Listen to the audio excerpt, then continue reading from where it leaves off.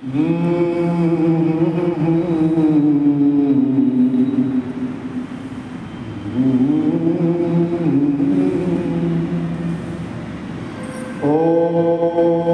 स्वस्ति श्री गणेशाय नमः। श्री सरस्वत्यै नमः। श्री सद्गुरुभ्यो नमः। ओम नमो भगवते वासुदेवाय।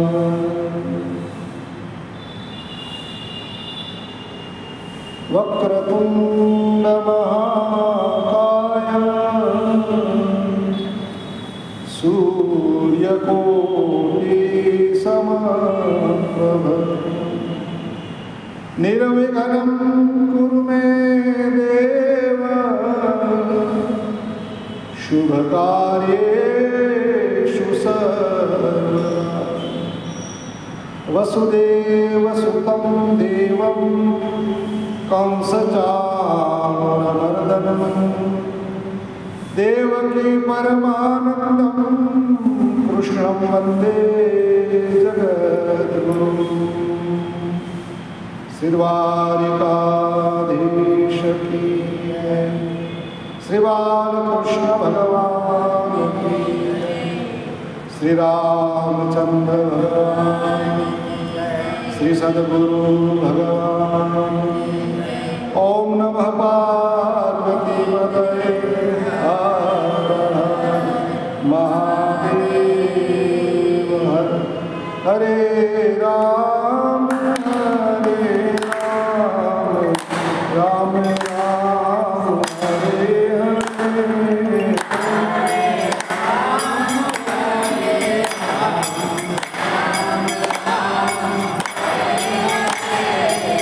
हरे कृष्ण कृष्ण कृष्ण हरे हरे।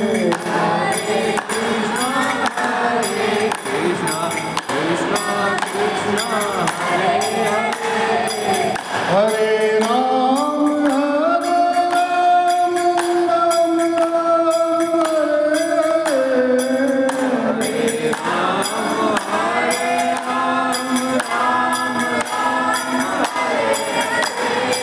हरे कृष्ण कृष्ण कृष्ण हरे हरे।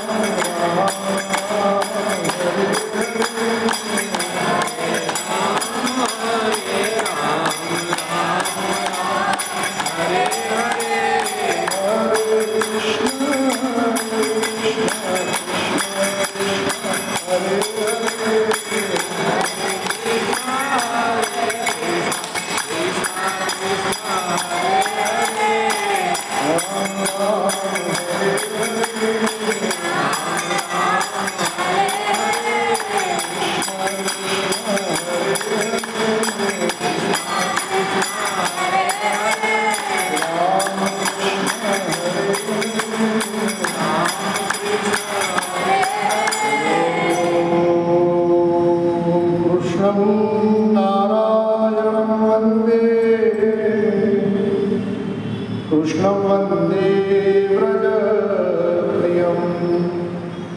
कृष्णं द्वैपायनं वन्दे।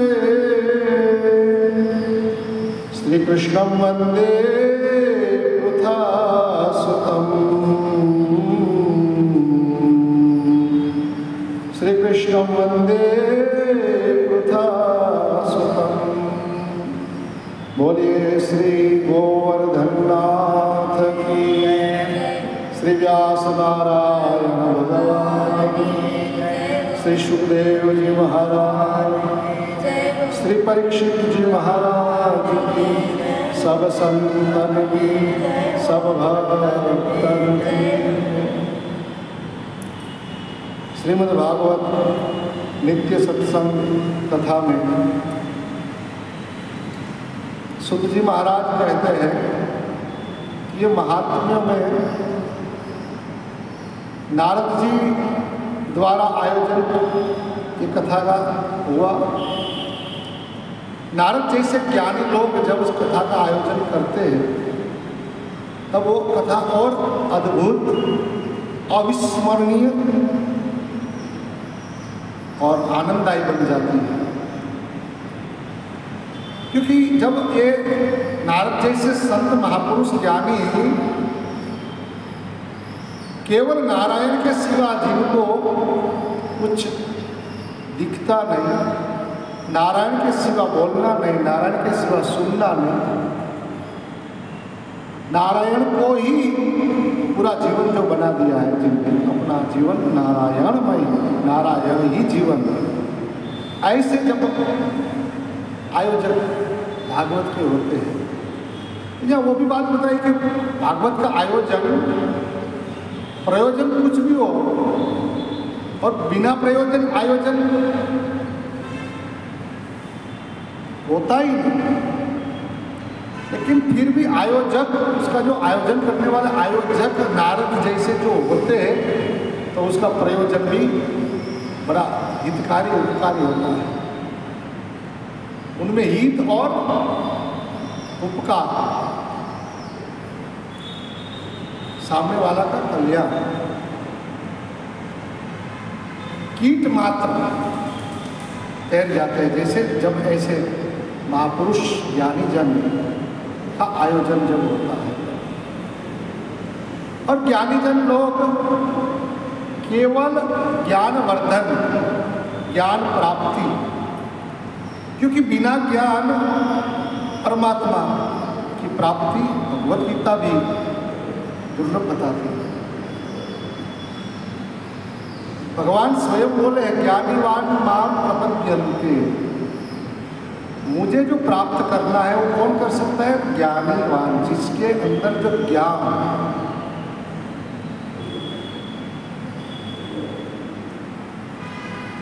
तो ये संसार की जो भी चीज आप जानते हो, सांसारिक मतलब भौतिक जगत की, इतने समुंदर है, इतने पर्वत है, ये शहर में इतना इतना वो है, पार्क है, इतने मकान है, इतने परिवार रह रहे हैं, इतनी दुकानें हैं,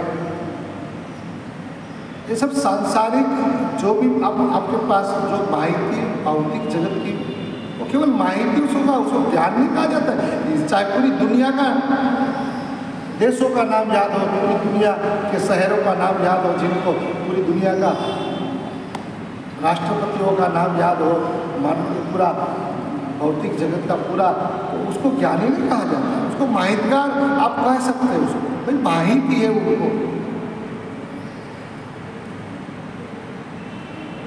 तो भौतिक जगत, अब आप नवल कथा पढ़ेंगे जो कई कवियों ने, कई लेखकों ने नवल कथाएं बनाई। नवल कथा मतलब कुछ नूतन, कुछ अलग सा,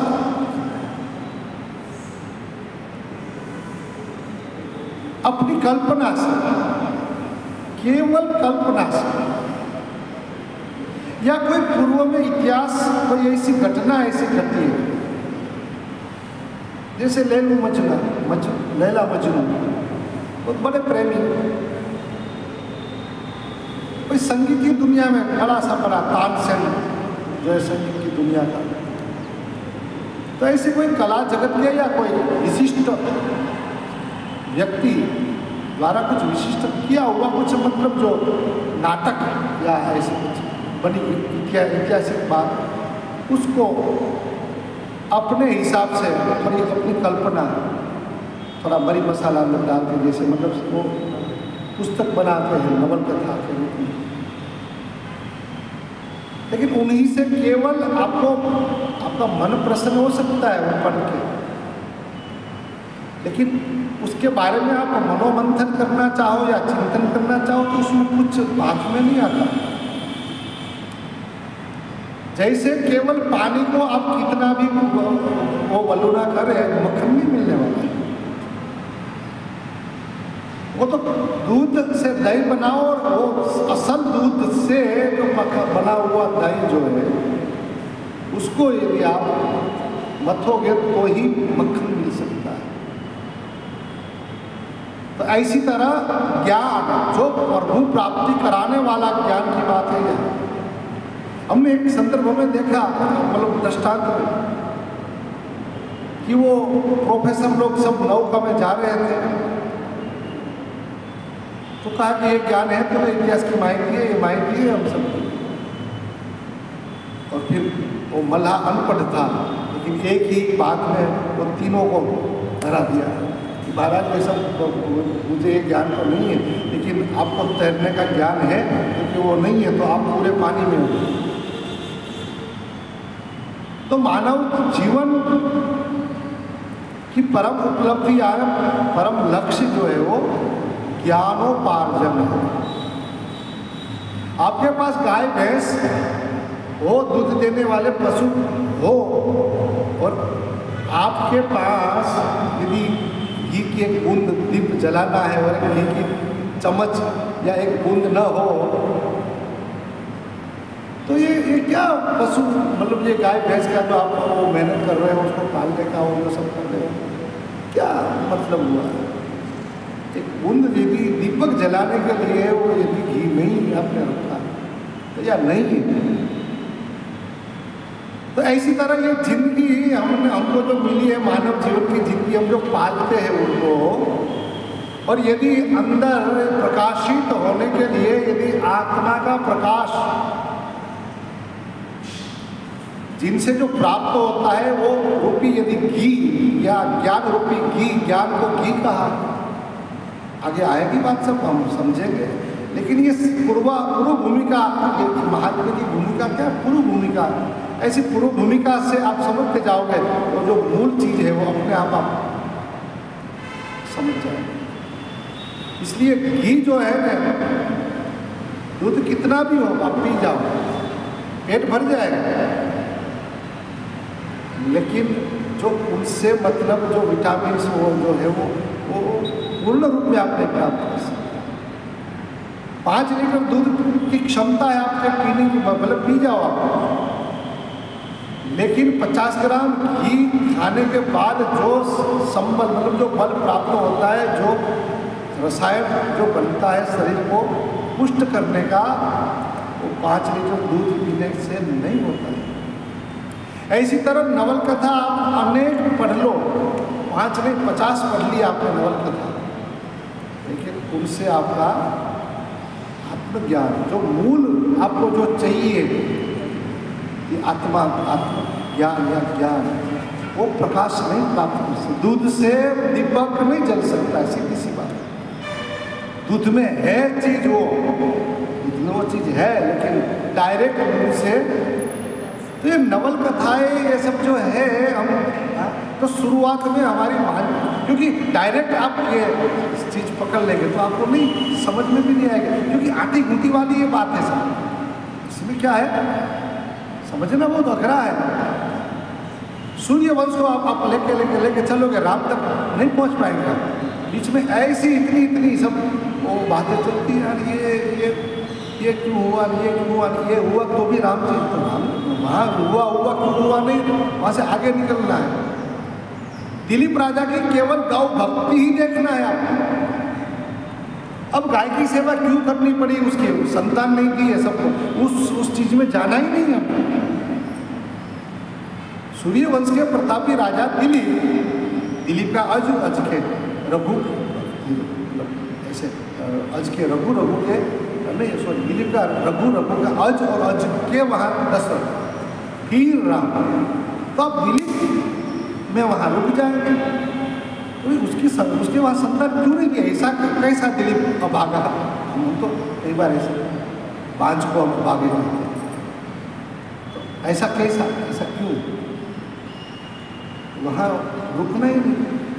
बस दिलीप की गौ भक्ति आपने सुन लिया, देख ली, बन बस चलो आगे, गौ भक्त हो जाओ।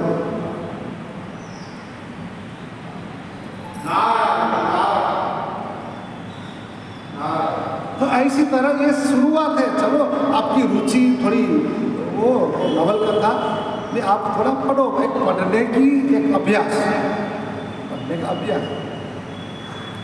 और वो जो कवियों ने कल्पना से बनाई हुई ऐसी चीज़ होती है ना, आखिरी तक सस्पेंड रहता है।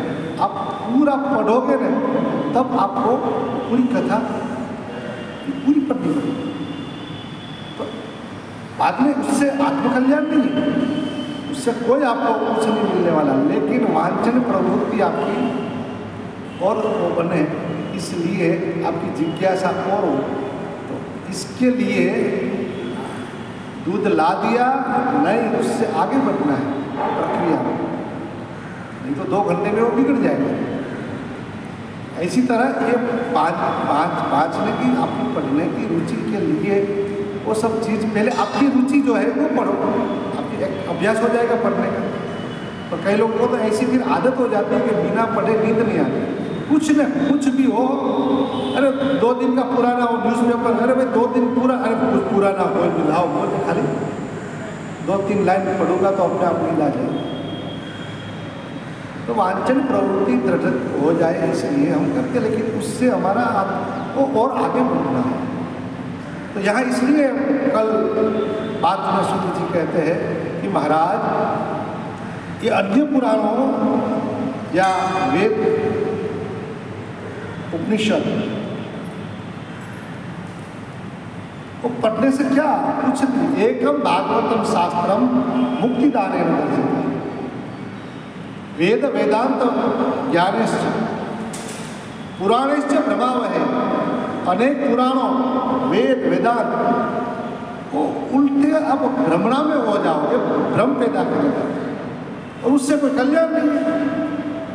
अब पुराणों की बातों में कि ये ऋषि का जीवन भी ऐसा है। अरे भाई ऋषि लोग परम कल्याण के लिए कुछ न कुछ ऐसी घटना बताते हैं, कई लोग बस वही दिशा में चलते हैं। तो भी सौरभ ऋषि सौरभ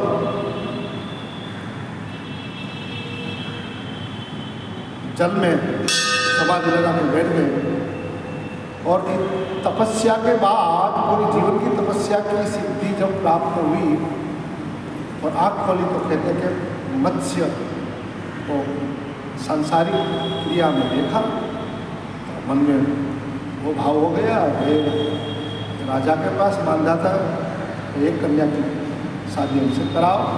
और राजा जी कहते हाँ बोलूँ तो भी बेटियों से अन्याय इस बूढ़े ऋषि से कहा वो हमारी शादी कराई, और ना बोलूँ तो ऋषि नाराज हो जाए, श्राप दे दे। तो इसलिए राजा ने कहा कि महाराज आप हमारे राजभवन में अंतःपुर में जाओ और जो भी कन्या आपको पसंद करे हम क्या करें।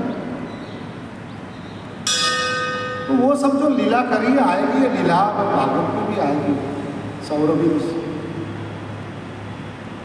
तो वो अब सामान्य व्यक्ति के भाई यहाँ इतनी उस कक्षा के पहुँचने के बाद भी ये काम कितना कितना प्रपंच में हमको डाल सकता है। वो प्रेरणा देखो ऋषि भी ऐसे तो फिर हम तो कैसे, हम तो ऐसे तो उसमें खराब क्या ऐसे करके हम बैठ गए। ये पुराण जो है वो भ्रमाव है ही, आपको घुमा देगा, क्योंकि विष्णु पुराण का कुछ अलग मत होगा, वही आप वराह पुराण में पढ़ेंगे तो वहाँ कुछ अलग बात होगी।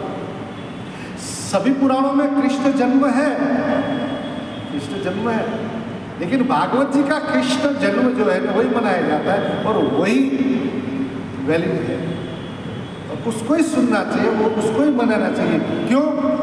वो पूरा जैसे दूध से दही मक्खन की प्रक्रिया बन के जैसे घी दीपक सीधा, ऐसी तरह ये पूरा अभ्यास करते करते करते करते करते करते व्यास जी ने अब ये कृष्ण जन्म विष्णु पुराण वाला, लेकिन ये बरोबर नहीं है।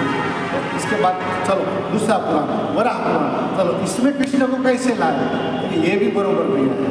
ऐसे करते करते 17 बार जैसे कोई चित्रकार चित्र बनाता है, नहीं ये रह गया बुझो, फिर वो ये बरोबर। अब ये इसको बाहर जो चित्र की प्रदर्शनी चल रही है वहीं रखो, नंबर आ जाएगा। ऐसी तरह ये भागवत जी का जो कृष्ण जन्म है वो तो कि जैसे दूध से डायरेक्ट घी, ऐसी तरह ये भागवत जी का जो भी सिद्धांत है, जो भी बातें हैं, वो डायरेक्ट घी का काम करता है। और वैसे घी पूर्ण आहार कहा है शरीर के लिए, घी पुष्टिवर्धन, बलवर्धन। लेकिन डायरेक्ट घी को हम पिए तो न स्वाद मिलता है, पचने में भी थोड़ा अघरा होता है। तो हम क्या करते हैं, तो ये घी को रोटी तो थोड़ा लगा देते, पराठे में थोड़ा लगा देते।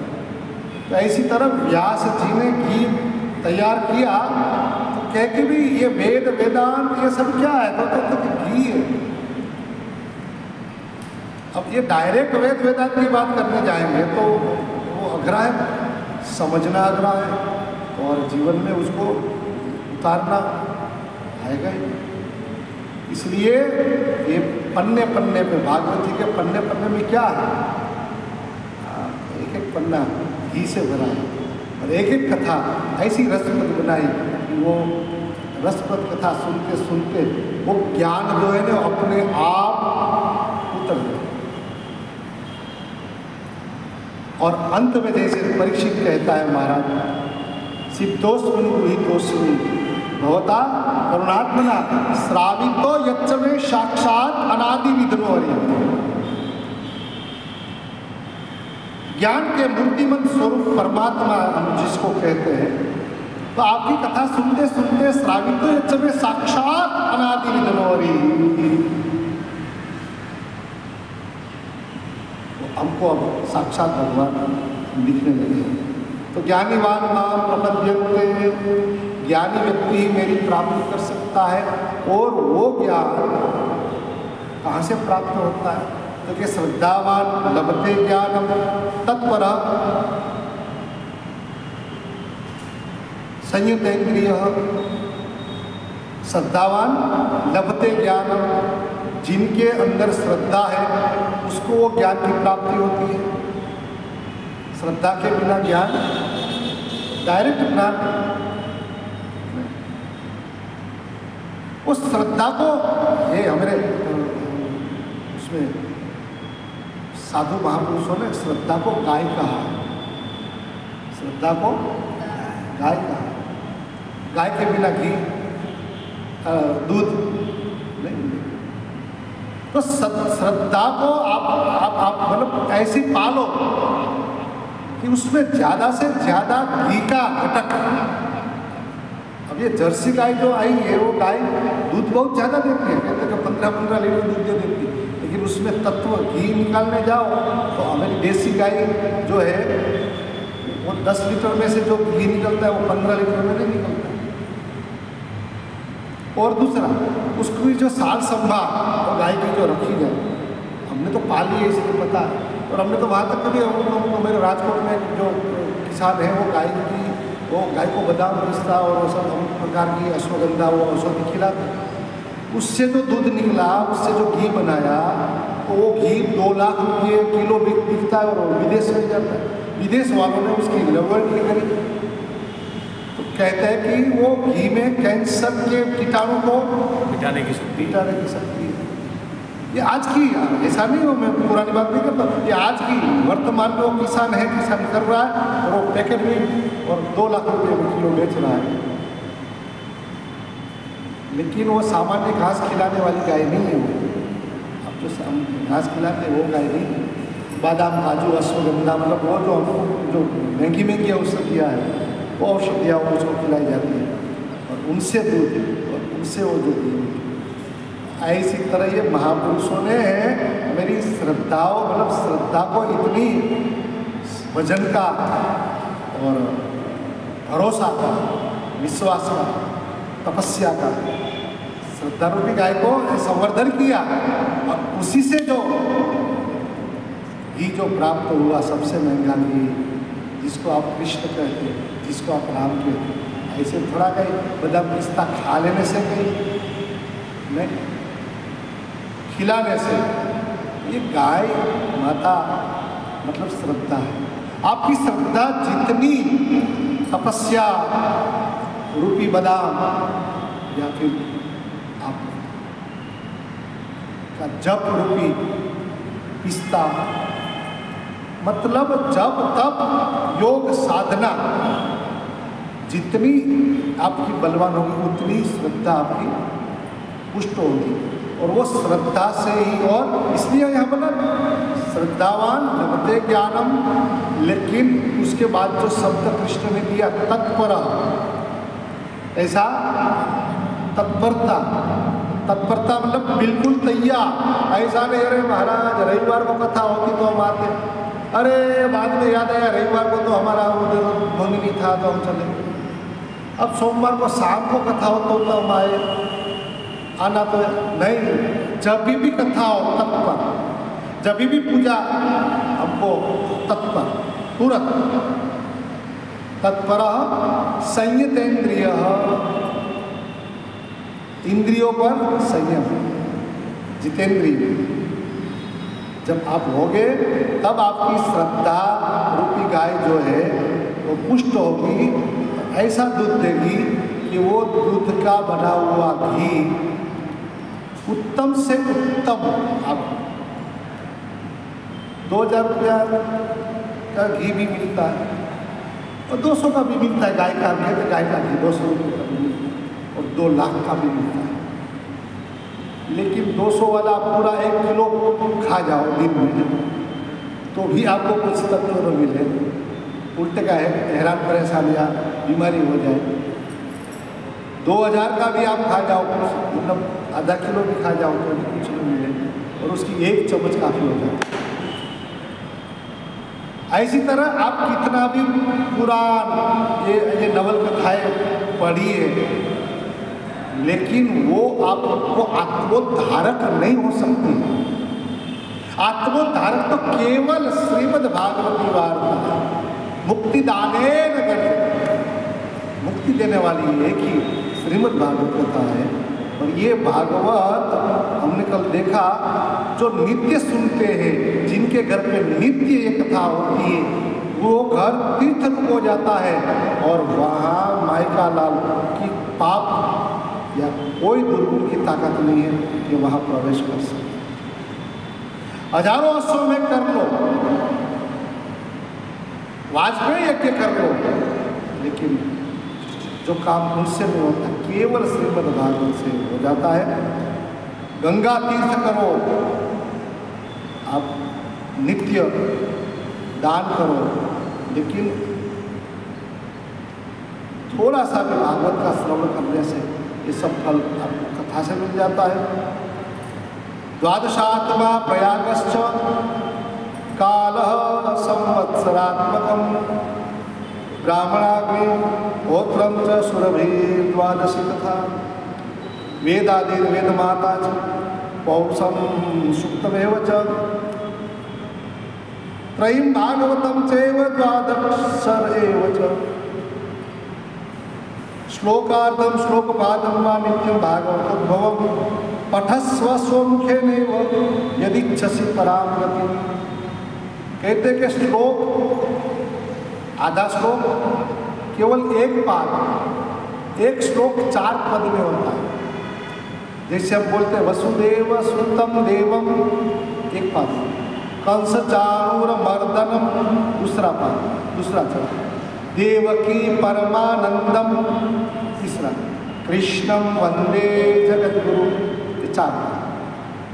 तो आधा श्लोक पढ़ो या 1 पाद में खाली वसुदेव सुतं देवम, खाली इतना। भागवत का आधा श्लोक आधा श्लोक या 1 पाद नित्य जब अपने मुख से जो पढ़ते हैं, अपने मुख से नित्य। अब लोग कहते कि हमको तो श्लोक आता नहीं पढ़ना, हम तो संस्कृत पढ़े नहीं, पढ़ना चाहिए, है हमारे पास, हमारे सरकार में भी व्यवस्था है। पहले 8वीं से संस्कृत आता था, 8वीं से 10, अभी 6ठी से आता है, लेकिन माँ बाप भी स्वयं कंटाल जाए, क्या यार संस्कृत, क्या यार संस्कृत। एक बात कहे कि हमारी सनातनी परंपरा में कोई भी विधि विधान आज जो चल रहा है और चलने वाला भी है और चलाना भी है, तो संस्कृत के बिना चलेगा ही, संस्कृत तो हो गए।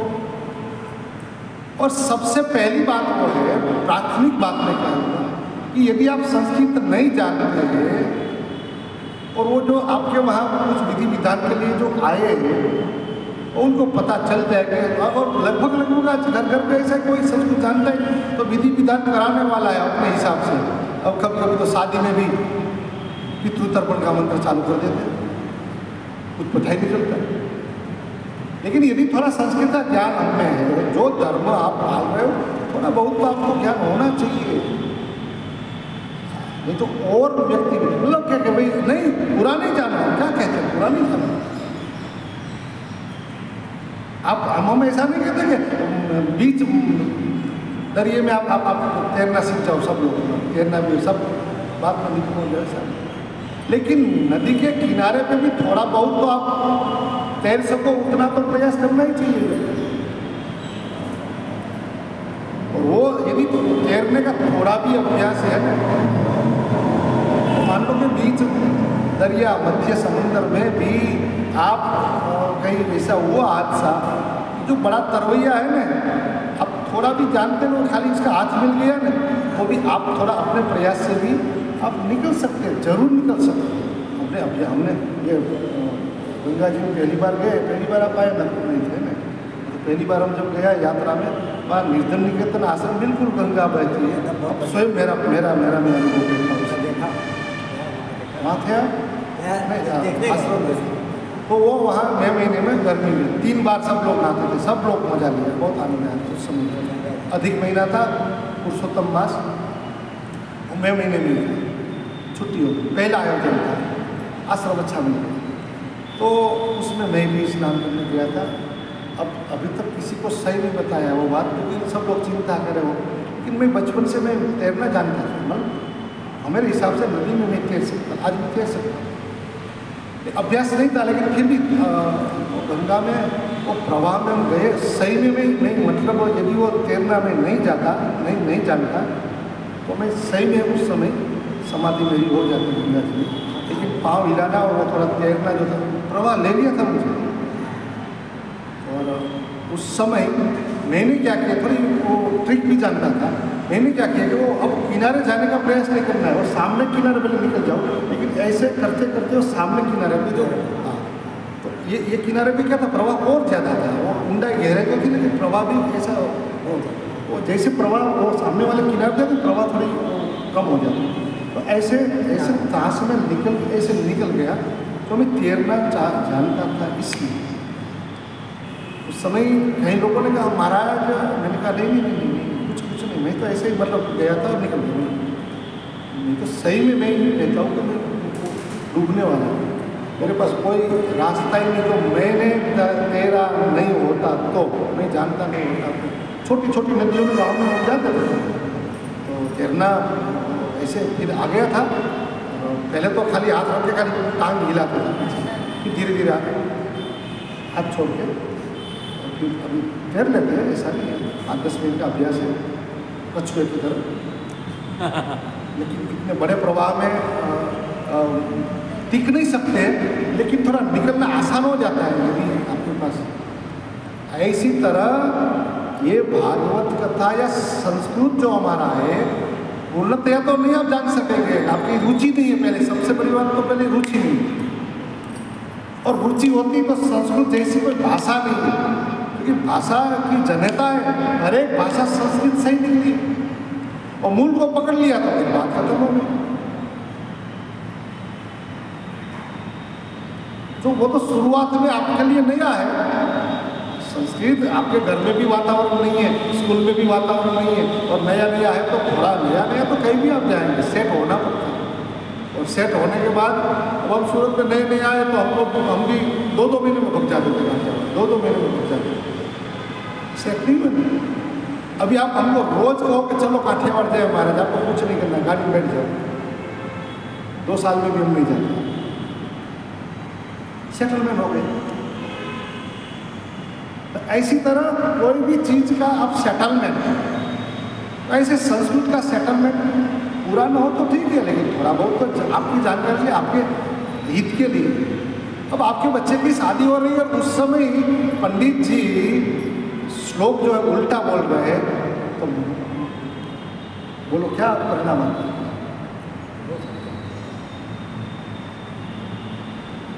तो ऐसे आज क्या है, सब में बैल से हो गया, सब ने बैल से खिचड़ी हो गया, ऐसा नहीं है। मैं पंडित में भी सब डुप्लीकेट बहुत है, और डुप्लीकेट तो ज़्यादा चमकते हैं, जल्दी चमकते। और आज समाज को खाली के धोती पहने वही ब्राह्मण, आज क्या है समाज को, बस उतना ही है, धोती पहने सब ब्राह्मण, बस सब ब्राह्मण है कि ऐसे, बस हमारा काम भर गया, बस आता है। संस्कृत छोड़ो, क्या यार कंटाल आता संस्कृत। संस्कृत हमारा धर्म का मूल आधार है। एक सदग्रंथ जो है संस्कृत से ही है, सब कर्मकांड हमारी पूजा पाठ संस्कृत से ही है।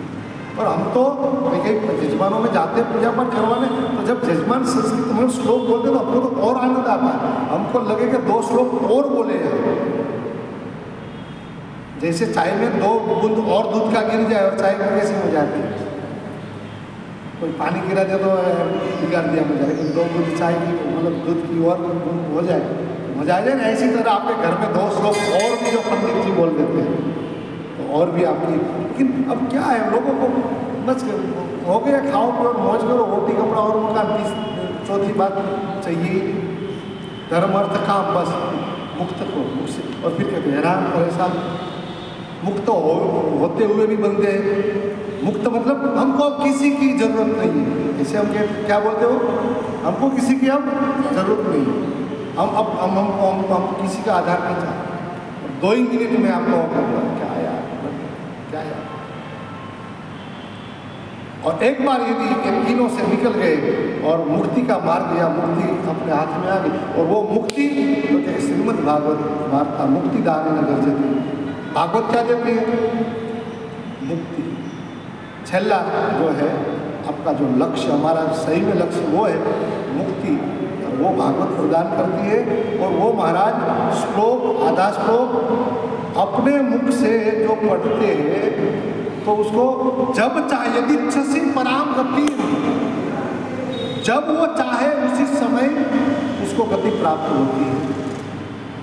तो मैं समझता हूँ, करता हूँ, यदि आपको संस्कृत नहीं आता है तो भी आप निराश न हो, हम पढ़ाने वाले हैं पहली बार, बिना फीस। हम लोग ब्राह्मणों से देना थोड़ा डरते, पता नहीं क्या हो, ब्राह्मण के पास जाते महाराज क्या लेंगे, पहले बात करो। और डॉक्टरों को क्या कहेंगे, जितना लो लेकिन काम कर दो। हाँ, वो बताएगा कि नहीं कोई बात नहीं, भले ज़्यादा हो। तो पंडित से महाराज ये कितना होगा, अब ठीक है जो अनुभव कुछ हुआ और पूछे तो। लेकिन मैं तो कहता हूँ कि मैं संस्कृत फ्री में पढ़ाऊँगा। शाम को 7:30 से 8:30 का टाइम मेरा फ्री होता है। वो टाइम में ऐसा नहीं कि आप फिर आ जाओ दोपहर को 2 बजे, पंडित जी हमको दोपहर 2 बजे तो थोड़ा आराम में होता है, ऐसा नहीं। आपके टाइम में ये टाइम 7:30 से 8:30 का शाम का ही आते हैं कई लोग, लेकिन कोई 2 दिन पढ़ते हैं, कोई 3 दिन, 5वें दिन गायब हो जाते हैं। फ्री में पढ़ाता हूँ इसलिए पता नहीं। लेकिन अब संस्कृत नहीं आता है, नहीं पढ़ना तो भी चिंता है। अब ये भागवत जी गुजराती वालों के लिए एक श्लोक है, सामने गुजराती श्लोक है, सामने गुजराती श्लोक है, सामने गुजराती। मत पढ़ो श्लोक, तो गुजराती है ना, एक श्लोक का भाषांतर पढ़ो, हिंदी में भी, हिंदी का भी। उड़िया वालों के लिए उड़िया में भी है। गीता प्रेस गोरखपुर, गीता प्रेस, उसको मैं वंदन करूँगा। आज सालों से इतना सस्ता कोई पुस्तक आपको नहीं मिलेगा, इतना शुद्ध स्पष्ट प्रिंट, क्वालिटी भी बहुत, क्वालिटी भी, कागज की भी, प्रिंट की, एक भी गुजराती में श्लोक छपे लेकिन एक भी क्षति, एक भी भूल, कहीं भी ह्रस्व दीर्घ का विधान। हमारे गुजराती प्रिंटिंग प्रेस में संस्कृत पढ़ा, प्रिंट जो होता है उसमें गलत होता है, लेकिन ये एक गीता पुरुष एकदम सस्ता नोट, इतना बड़ा ग्रंथ है। ये इनकी कीमत 75 रुपया, केवल 75 रुपया, 75। और हमने हमारी 7 पीढ़ी को उद्धार करने वाली, तारने वाली, 75 रुपये तारने वाली, और वही नवल कथा हमारे हमारे हमारे हमारे एक ससुराल में विनोद जोशी और बड़े लेखक हैं, उसकी अभी एक सैरंद्री नाम की वो नवल कथा का वो हुआ है विमोचन। पुस्तक की कीमत कितनी है? और पुस्तक है लगभग 120-125 पेज का, इतना बड़ा तो नहीं है वो पुस्तक, छोटा सा है। 325 रुपये कीमत है उसका, ऐसा है। लेकिन फिर भी इतनी वो हुई है लोग चाहिए कि उसको उड़िया भाषा में उसका वो किया है वहाँ के लोगों ने। हिंदी में तो हो ही गई, गुजराती में थी वो, हिंदी में तो हुई, उसके बाद अभी उड़िया में भी 3 या 4 भाषा में। तो ये 350 रुपये में इतना, और ये इतना है 1200 पेज होगा।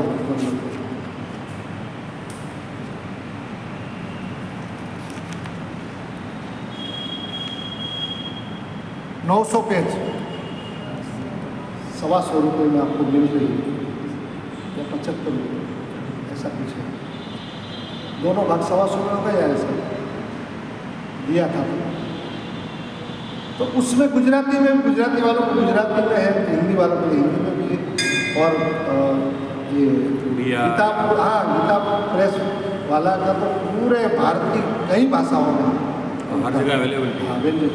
तो ये सब आप श्लोक न पढ़ो, उसके सामने उसका भाषांतर दिया है वो पढ़ो, तो उससे आप जब चाहो तब आपको क्या होता है, मुक्ति मिल जाती है। आप जब चाहो तब आपको मुक्ति मिलती है। आधा श्लोक भी आप पढ़ो तो।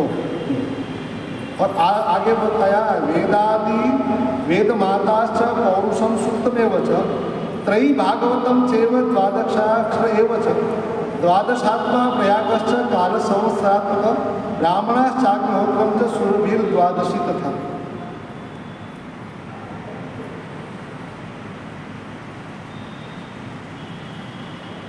ओंकार, गायत्री, पुरुष सूक्त, 3 वेद, श्रीमद् भागवत, ओम नमो भगवते वासुदेवाय, ये 12 अक्षर मंत्र, और 12 मूर्ति वाले भगवान सूर्य भगवान के 12 स्वरूप जो है वो 12। फिर प्रयागराज, संवत्सरी काल, ब्राह्मण, अग्निहोत्र, गाय, द्वादशी मतलब 12 की तिथि, तुलसी, वसंत ऋतु, और भगवान पुरुषोत्तम। ये सब वास्तव में जो बुद्धिमान लोग जो है इनमें कोई अंतर नहीं मानते हैं। ये जितने जितने जब जो हमने पढ़ा, ओंकार शब्द है, गायत्री मंत्र है, पुरुष सूक्त है, 3 वेद है, ये सब जो है उसमें कोई श्रीमद् भागवत जी इसमें कोई अंतर नहीं है, सब एक ही है। और जो मनुष्य लेकिन फिर भी तुलसी च वसंत च पुरुषोत्तम एव च एतेषां तत्व स प्राज्ञ न पृथक भाविष्यते, इसका कोई अलग भाव नहीं है, सब एक ही है। लेकिन फिर भी यश्च भागवतम शास्त्रम वाचयेत् अर्थतोनिशम जन्म कोटि कृतम पापम नश्यते नात्र संशय। कोई गायत्री मंत्र जप रहा है, कोई सूर्य की उपासना कर रहा है, कोई पुरुष सूक्त द्वारा भगवान नारायण को बना रहा है, कोई अग्निहोत्र होकर नित्य अग्नि की साधना कर रहा है। ये सब साधना, गायत्री की साधना, ये सब है एक ही 12 अक्षर मंत्र, ओम नमो भगवते वासुदेवाय, ओम नमो भगवते वासुदेवाय।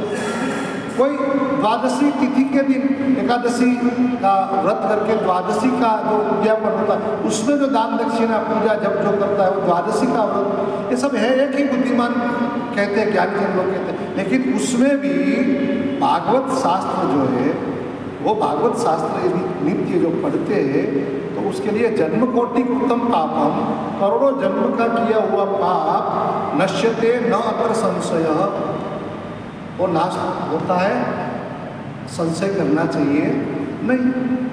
श्लोकार्धम श्लोकवादम वा पठेत भागवतम च नित्य पुण्य मवापौति राजसूयाश्वमेध। राजसूय अश्वमेध यज्ञ जो है उनका फल मिलता है श्लोक, एक श्लोक का जो पठन करता है। उत्तम भागवतम नित्यम कृतम च हरिचिंतनम तुलसी पोषणम चैव धेनुनाम सेवनम समम। धेनु गाय की सेवा के समान। नित्य पाठ करने वाले व्यक्ति उत्तम भागवतम नित्यम कृतम च हरिचिंतनम, नित्य भागवत का पाठ और भगवान का चिंतन, तुलसी का सिंचन, तुलसी का सिंचन, धेनु गाय की सेवा और धेनु नाम सेवनम समम। ये भागवत का चिंतन, नित्य भागवत का पाठ और भगवान का चिंतन और तुलसी का सिंचन और धेनु नाम सेवनम समम। जो गाय मतलब वो भी गाय, कपिला गाय, श्रीमद् भागवत का पाठ, भगवान का चिंतन, गाय की सेवा, तुलसी का सिंचन, ये सब समान फलदायी है। अंतकाले तो येनेव श्रूयते शुक्ल शास्त्रवा प्रीत्यास्तस्य वैकुंठम गोविंदोपि प्रयच्छति। अंतकाल में, मृत्यु काल में भी जो भागवत का पाठ या भागवत का स्मरण, भागवत का एक वाक्य भी जो सुनेगा उसके ऊपर भगवान प्रसन्न होके वैकुंठम गोविंदम प्रयच्छति। भगवान गोविंद, भगवान नारायण क्या प्राप्त कराएंगे? वैकुंठ की प्राप्ति कराएंगे। अंतकाल भी जो भगवान भागवत का श्रवण मिल जाएगा थोड़ा सा। और बताते हैं हेम सिंह युतम चेतन वैष्णवाय ददाति च पुष्टेन सहसायुज्यम सपमान लभते ध्रुवम। जो मनुष्य, ये श्रीमद् भागवत जी का ग्रंथ सुवर्ण रूपी सिंहासन, लकड़े का, ये लकड़े का श्रीमद् भागवत जी का पुस्तक लेकर ये सिंहासन किसका? सोने का, सोने का बना दिया है, देखो चमक रहा है। तो सोने का सिंहासन पर रख के, ये हमारे फायदे की बात है। लिखा हेम सिंह युतम चेतन वैष्णवाय ददाति च कृष्णेन सहसायुज्यम सपमान लभते ध्रुवम। अब भगवान को सायुज्य मतलब मूर्तिमंत, जैसे गोपियों ने देखा, गोपियों ने नचाया, जैसे मीरा ने दर्शन किया, जैसे नरसिंह मेहता के घर स्वयं कृष्ण नरसिंह मेहता बन के आए, इतर का श्राद्ध करके गए और बाद में दर्शन दो घनश्याम नाथ मोरी अखिया प्यासी ने जब पुकारा, और जो राधे कृष्ण जो दर्शन देने नरसिंह मेहता को मूल स्वरूप जो आए, वो स्वरूप में आपको दर्शन देंगे भगवान कब? तो यहाँ कहा हेम सिंह युतम चेतन वैष्णवाय ददाति च कृष्णेन सहसायुज्यम सपमान लभते ध्रुवम। जे मनुष्य श्रीमद् भागवत जी के ग्रंथ को सुवर्ण रूपी सिंहासन बना के उसके ऊपर स्थापित करके, ये जो विष्णु भक्त को जो दान करेगा उसको अवश्य भगवान सायुज्य रूप में, सायुज्य रूप में मतलब गोपी को जो मिले, जो भगवान केवट को जो सायुज्य रूप में मिले, ऐसे सायुज्य रूप में भगवान कृष्ण प्राप्त होते हैं। सोने का सिंहासन पर रख के भागवत जी का जो दान करोगे तो कल बना के लाओ। भज मुरली मनोहर, भज मुरली मनोहर, भज